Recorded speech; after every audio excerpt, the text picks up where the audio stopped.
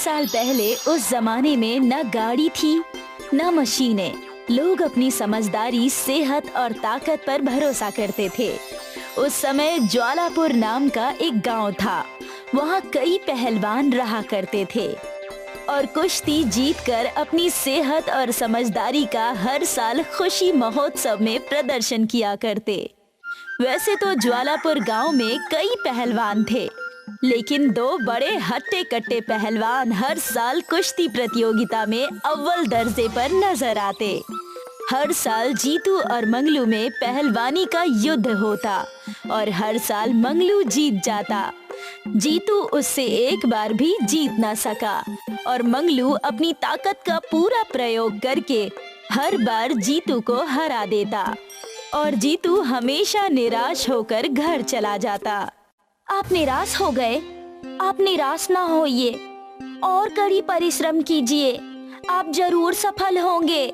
भगवान पर भरोसा रखिए। पता नहीं मंगलू ऐसा कौन सा परिश्रम करता है जो मैं नहीं कर पाता। वो हर बार मुझे पछाड़ देता है। जरूर मुझ में ही कोई कमी है। जीतू को परेशान देखकर कुसुम को उस पर बहुत दया आती है और वो जीतू के पहलवान उस्ताद जी के पास जाकर सारी बातें बताती है।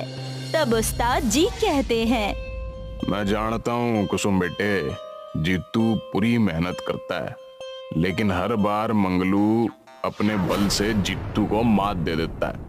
बल्कि दोनों में शातिर जीतू है। हमने जीतू को कई बार समझाया कि बल का प्रयोग ना करके मंगलू को अपनी समझदारी से हरा, लेकिन जीतू हमारी एक नहीं सुनता। ठीक कहते हैं गुरुजी आप। अब ये है ही इतने जिद्दी, किसी की नहीं सुनते और परिणाम बुरा ही होता है। अरे यही सारी बातें बेटा हम जीतू को कई बार बता चुके हैं, लेकिन जीतू अपनी जिद की वजह से हार जाता है। कुसुम ने उस्ताद जी की बातें सुनकर ठान ली कि जीतू के जिद्दी होने का कुछ तो हल निकालना ही होगा। कुसुम घर जाकर सोचने लगती है कि ऐसा क्या करे जिससे जीतू खुश हो जाए। तो उस दिन कुसुम अच्छे से अच्छा पकवान खिलाकर जीतू का मन बहलाकर उससे कहती है, अरे श्रीमती जी, अब आप ऐसे मसालेदार पकवान बनाकर खिलाएंगी तो मैं कैसे तंदुरुस्त रह पाऊंगा। मुझे जाकर ज्यादा व्यायाम करना होगा और युद्ध में उस मंगलू को हराना ही होगा। हार जीत तो खेल का हिस्सा है। आप बस अपने मन में संयम और धैर्य रखिए, बस खुद पर भरोसा रखिए, फिर सब कुछ ठीक हो जाएगा। कैसे ठीक होगा कुसुम? ये मंगलू का बच्चा मुझे हमेशा ही हरा देता है। जब हम छोटे थे तब मैं पढ़ाई में अव्वल नंबर लाया करता था और ये मंगलू खेल कूद में आगे रहकर मुझसे और आगे निकल जाता था। मंगलू को आपकी कमजोरी पता है। उसे ये पता है कि आप हमेशा चालाकी से काम लेते हैं, इसलिए मंगलू हर बार आपको उकसाकर कुश्ती में जीत जाता है। कुसुम की बात सुनकर जीतू के मन में विचार आता है। जीतू मन ही मन में सोचता है, जैसे खेलकूद मेरी कमजोरी है, वैसे ही मंगलू की कमजोरी है चालाकी। वो फुर्तीला तो है पर अपनी अकल का कम इस्तेमाल करता है। और जीतू इस चीज का फायदा उठाने का सोचता है और उस्ताद के पास चला जाता है। प्रणाम उस्ताद जी। अरे बेटा जीतू, यहाँ कैसे आना हुआ?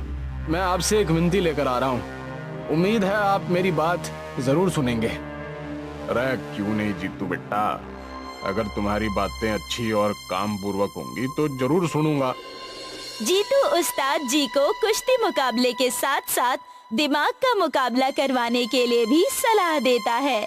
हर साल कुश्ती मुकाबले में दर्शक सिर्फ कुश्ती देखकर उब चुके हैं। क्यों ना हम कुश्ती के साथ एक और दिमागी मुकाबला रखें? दर्शक को कुछ नया देखने को भी मिल जाएगा और मुकाबले का नाम और ऊंचा हो जाएगा। तुम्हारा ख्याल तो बहुत अच्छा है जीतू बेटा, लेकिन क्या इस बात से मंगलू तैयार होगा? मंगलू को मैं समझा दूंगा। उस्ताद जी से दिमागी मुकाबले की बात करके जीतू मंगलू के पास अखाड़े में पहुंच जाता है। क्या हाल है मंगलू भाई, कैसे हो? अरे हारने वाले जीतू, तुम यहाँ हमारे अखाड़े में?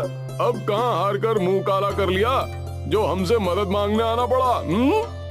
और जीतू मंगलू से उस दिमाग वाले खेल की बात करता है और उसे मनाने की कोशिश करता है। मंगलू खेल की बातें सुनकर समझ गया था कि दाल में जरूर कुछ काला है। चलो, तुम्हारी बात भी मंजूर है। शायद तुम मुझसे इस खेल में जीत जाओ। ठीक कहते हो मंगलू, मैं तुमसे कभी जीता नहीं, लेकिन तुम्हें अपनी ताकत पर कुछ ज्यादा ही घमंड है। तुम्हें ऐसा नहीं लगता? अरे बल है तभी तो घमंड है। इतना सुनने के बाद जीतू वहाँ से चला जाता है और मुकाबले के दिनों का इंतजार करने लगता है। हमेशा की तरह कुश्ती मुकाबले में जीतू फिर से हार जाता है और निराश होकर मन ही मन सोचने लगता है। बस दिमाग वाला मुकाबला हो जाने दो, इस मंगलू के बच्चे को मैं मजा चखाऊंगा। और तभी जीतू के पास मंगलू आकर बोला, अरे तुम्हारा नाम किसने जीतू रख दिया? अरे तुम्हारा नाम तो आरू होना चाहिए था, जीतू नहीं। वो तो अभी मुकाबले के बाद पता चल ही जाएगा। और इसी तरह दूसरा मुकाबला शुरू हो जाता है और जीतू और मंगलू दोनों ही तैयार रहते हैं। हाँ, इस मुकाबले में तुम दोनों की बुद्धि की दो जगह परीक्षा होगी। यहाँ पर 2 चुनौतियाँ लगी हुई हैं। दोनों में से जो अव्वल आएगा वो जीत जाएगा। और जैसे ही मुकाबला शुरू होता है, दोनों भागकर आगे जाते हैं। भागते हुए दोनों नदी के पास आ जाते हैं। नदी में नाव देखकर मंगलू नाव चलाने की कोशिश करता है, लेकिन तभी अचानक से जीतू तैरकर नदी पार कर लेता है। नदी पार करने के बाद रास्ते पर कई सारे भेड़िए उन दोनों का रास्ता रोक देते हैं। तब मंगलू उन भेड़ियों को चिल्ला चिल्ला कर हटाने की कोशिश करता है। अरे हट जा, हट जा, हट। तभी जीतू उन भेड़ियों के बीच में से आगे पीछे होकर निकल जाता है और मुकाबले में अव्वल आ जाता है। मुकाबला जीतने के बाद पूरा गांव जीतू को कंधे पर उठाकर बधाई देता है और तब मंगलू जीतू से कहता है, अरे मैं मान गया भाई जीतू, तुम्हें अकल बल से बहुत बड़ी चीज होती है। इतना कहने पर गांव वाले कुश्ती पहलवान मंगलू को भी उठा लेते हैं और दोनों खुद हंसते हैं। तब उस्ताद जी आकर मंगलू से पूछते हैं, अरे चलो मंगलू बताओ, अकल बड़ी या भैंस? वो भैंस।